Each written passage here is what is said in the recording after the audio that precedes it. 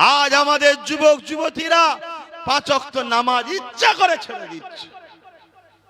এমনও ছেলে আছে সারা মাসে হয়তো একবারও নামাজ পড়েনি। এমনও ছেলে আছে 2 ঈদ ছাড়া নামাজ পড়েনি। এমনও মুসলিম ঘরের ছেলে আছে যারা 2 ঈদেও যায় না, অথচ সে বলে আমি মুসলমান। সে জানেই না সে ইসলাম থেকে বেরিয়ে চলে যাচ্ছে। এ যুবকরা, ভুল করছো, পরিবর্তন হও। হালকা বয়সে ভুল ভ্রান্তি হয়, কিন্তু আযানটা যখন দেবে মসজিদে একটু যাও।